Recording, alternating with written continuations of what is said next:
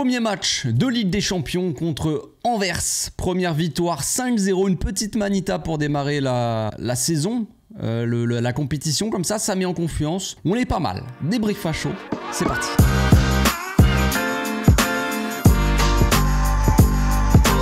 Au passage, n'hésite pas à nous rejoindre si c'est pas encore fait et à partager la chaîne autour de toi, ça fera plaisir à tonton. On mange bien en ce moment. On mange plutôt pas mal, j'ai envie de dire. Après la manita de ce week-end contre le Betis Séville, on remet ça, on remet le couvert, j'ai envie de dire, et on nous sert un poulet rôti fermier des familles. Et là, on s'est régalé encore une fois. Encore une fois, on s'est régalé. On a vu un beau petit match, une équipe du Barça qui n'a pas vécu l'enfer, j'ai envie de dire, pour son premier match. On pouvait s'attendre à un match assez facile. Certains nous avaient dit, pourtant, faites attention aux Belges.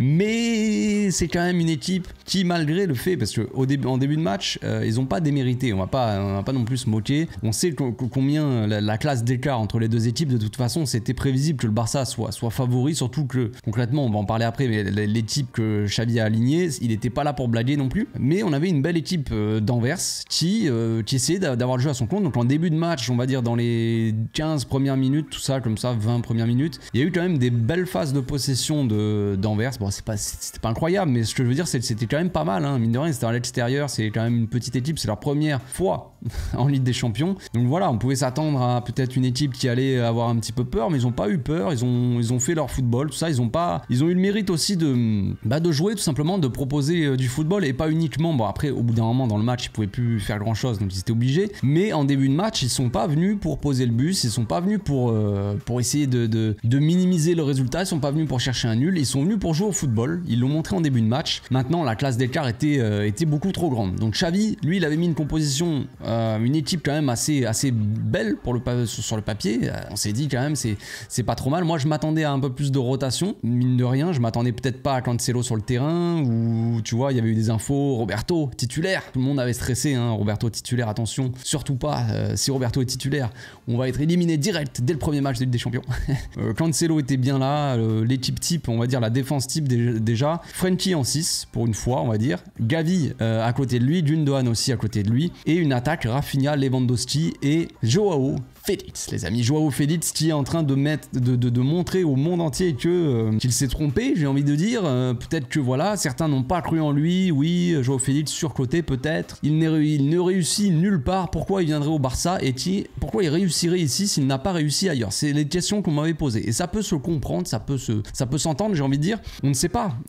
Oui, on voit Joao Félix à l'Atlético, ça marche pas très bien. On voit Joao Félix à Chelsea, ça ne marche pas très bien. Mais je l'ai déjà dit. Je l'ai dit quand Joao Félix est arrivé. J'ai dit que le Barça, dans le système que met en place Xavi, depuis qu'il est arrivé, ou en tout cas depuis la saison dernière, Joao Félix, il a un poste à lui qui est sur mesure. Il est taillé, c'est un costume 3 pièces, frère, sur mesure pour lui. Faux ailier gauche qui rentre dans l'axe et qui joue proche de Lewandowski, comme ça, qui vient taquiner un petit peu la pelota et s'éclater avec Lewandowski. C'est son poste idéal, le rôle idéal pour lui. C'est sur mesure, comme je l'ai dit. Et on voit qu'il s'amuse comme un petit foufou, comme un gamin dans une cour d'école. C'est magnifique. Il s'est permis de mettre un doublé. C'est encore un grand match de la part de Joao Félix, lui qui était titulaire pour la deuxième fois et qui pour la deuxième fois encore claqué des buts. 3 buts en 2 matchs, ça fait beaucoup pour Joao Félix et ça fait plaisir tout simplement. Tu vois que les automatismes aussi ils se mettent en place avec Lewandowski, ça essaie quand même de pas mal jouer. C'est beau ce qu'on voit. On voit des associations aussi, des combinaisons entre Joao Félix et Gavi qui sont plutôt pas mal, j'ai envie de dire. Alors on verra dans l'analyse demain, les amis, analyse à froid demain. On reverra tout ça en images, tout ça à tête reposée, parce que là c'est encore chaud, c'est encore le bordel. Je sais même plus qui a marqué. Il y a eu beaucoup de buts, oui, encore une fois doublé de Joao Félix, un but de Lewandowski, je crois. Un but contre son camp, ça aurait pu être un but de Rafinha. Bon, Rafinha qui centre et contre son camp. Et un but de Gavi, évidemment, le cœur du Barça. Gavi qui montre, encore une fois, qu'il n'est pas qu'un simple joueur catégorisé dans la bagarre. Non, c'est un joueur de ballon, Gavi, encore une fois, qui a eu un rôle un peu plus intéressant, qui lui convient mieux, encore une fois. Et évidemment, on l'a déjà dit, Gavi dans ce rôle d'ailier, on l'a beaucoup vu. Et c'est pas bien de s'entêter pour moi, ça ne correspond pas vraiment à à comment joue Gavi, en tout cas pas pour le moment, on verra dans le futur, on n'en sait rien, mais là pour l'instant, Gavi, on le sent qu'il est pas très à l'aise dans ce rôle de faux ailier, qui convient, ça tombe bien parfaitement à Joao Félix, donc un Gavi un peu plus bas, un double pivot en début de match avec Frenkie, assez intéressant, on va dire double pivot parce qu'on verra demain, mais dans l'analyse tout ça, mais il y a Cancelo quand même qui vient vachement en double pivot, donc Cancelo très souvent dans le cœur du jeu, vraiment,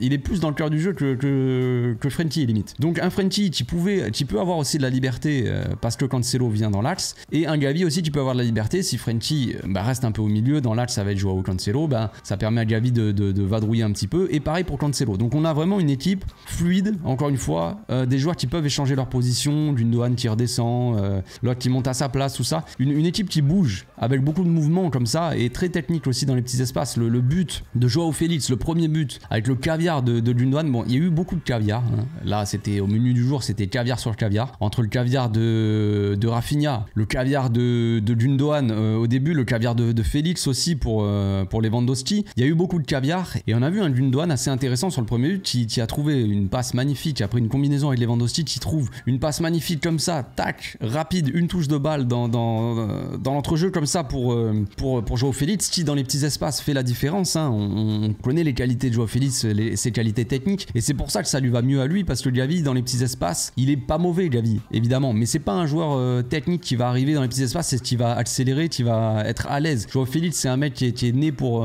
les petits espaces, il n'y a pas de souci avec lui. Donc t'envoies un ballon à Joao Félix qui a pas beaucoup de place, et il se débrouille pour faire le petit crochet, pour s'ouvrir l'angle de tir, et ça fait but, c'est magnifique, c'est magnifique. Donc un Joao Félix créateur, accélérateur, dribbleur, provocateur, buteur, c'est magnifique, passeur, décisif, vraiment l'homme du match. Encore une fois, on aurait pu dire que je pense que l'homme du match du week-end dernier c'était Joao Félix, l'homme du match de ce soir c'est Joao Félix, donc vraiment dans une belle forme. On espère que ça va confirmer, que ça va continuer, que ça va être régulier tout au long de la saison évidemment, parce que Joao Félix, s'il arrive, ses 5-6 premiers matchs, il est flamboyant, et qu'après il s'éteint petit à petit dans la saison, bon concrètement ça nous intéresse pas forcément, donc il va falloir être régulier, mais on sent un Joao Félix un peu plus épanoui et un peu plus à l'aise dans cette équipe du Barça. Donc en défense, on va rendre hommage un petit peu aussi aux défenseurs, Koundé qui a été encore une fois impérial, Christensen aussi plutôt propre et assez bon dans ses interventions, un Ter Stegen prime, hein, tout simplement. Bon, il y avait hors-jeu sur l'action, mais à un moment il nous fait une double parade, Ter Stegen, c'est ça aussi la confiance retrouvée quoi. On avait un grand Ter Stegen la saison dernière, mais encore une fois on a un Ter Stegen sur la même lancée qui est en train de faire une saison assez monstrueuse. Alors bon, forcément il a pris des buts tout ça, mais c'est un Ter Stegen vraiment retrouvé qu'on a là. Concrètement, entre la saison dernière et cette saison, là la double parade qu'il fait, elle est monstrueuse,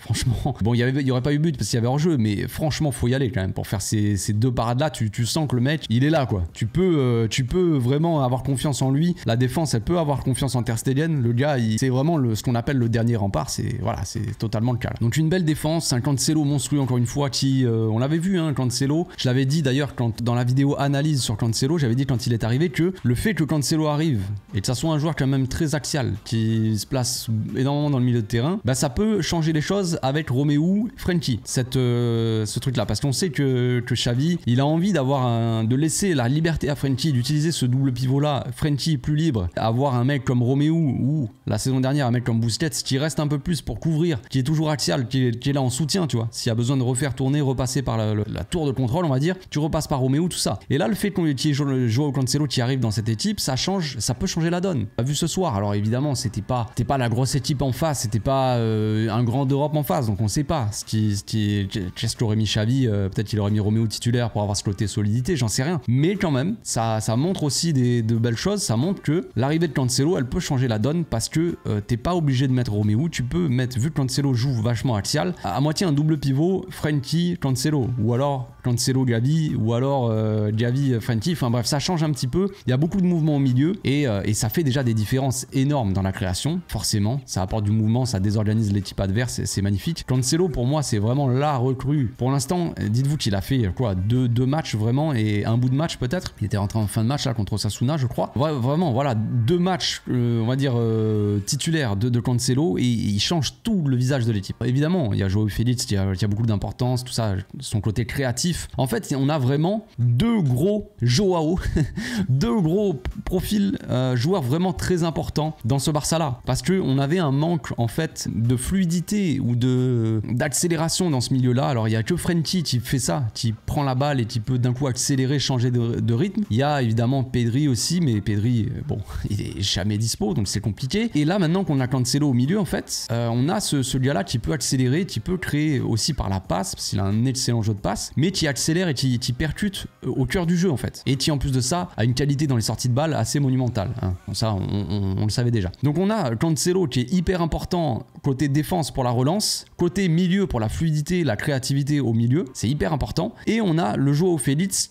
qui apporte ce côté créatif qui nous manquait concrètement la saison dernière. On avait un manque de créativité, alors peut-être que Xavi s'entêtait à vouloir mettre un milieu comme ça, en plus Gavi, tout ça, mais d'un côté on n'avait pas vraiment le choix. Ansu Fati, on peut pas dire qu'il était très en forme pour être vraiment le titulaire de l'équipe, et Ferran Torres non plus. Donc on était obligé de mettre Gavi qui était le joueur en forme, enfin qui était souvent tiré présent, on va dire, Lewandowski, et avoir Rafinha ou Dembélé sur le côté droit, parce que voilà, Dembélé qui était blessé, de toute façon voilà, on n'avait pas trop le choix. Mais en début de saison, Xavi il avait quand même mis Dembélé, Rafinha sur les ailes de base. Là on a l'impression qu'on trouve vraiment une belle équipe qui est en train de se former, des automatismes qui commencent à arriver, vraiment les deux Joao qui sont arrivés en fin de mercato et qui jouent au club comme s'ils étaient là depuis 2 ans, 2, 3 ans, 4 ans. C'est assez fou, ça se passe très bien, ils se fondent dans le collectif très facilement, c'est magnifique, j'ai rien d'autre à dire, c'est tout simplement magnifique. Donc vraiment voilà, Joao Cancelo qui est la recrue pour moi parce qu'il t'apporte dans tous les domaines du jeu, défensivement, au milieu, en attaque, tout simplement il est tout à la fois. J'ai déjà dit, Joao Cancelo c'est pas uniquement un latéral droit, c'est pas uniquement un défenseur, c'est pas uniquement un milieu, c'est pas uniquement un attaquant qui va ailier, tu vois, ou attaquant qui va t'aider à la création, il fait tout à la fois en fait. C'est un package, je l'ai dit, un beau package. C'est tout, c'est comme ça. Et donc t'as ça qui t'apporte, t'as Cancelo qui t'apporte tout ça, et t'as Joao Félix qui t'apporte vraiment à la créativité, à la finition aussi, et ça fait toute la différence. C'est tout ce que j'ai à dire. On se retrouve demain les amis pour l'analyse, je pense que j'ai fait le tour. Je vais mettre aussi une boîte à questions, je répondrai jeudi aux questions que vous me posez sur Instagram. Je vais mettre donc une boîte à questions en story sur Instagram, pour ceux qui ne me suivent pas, le lien est dans la description. Donc on se retrouve demain pour l'analyse, d'ici là portez-vous bien, passez une très bonne soirée, dormez bien sur vos 2 oreilles. Ciao.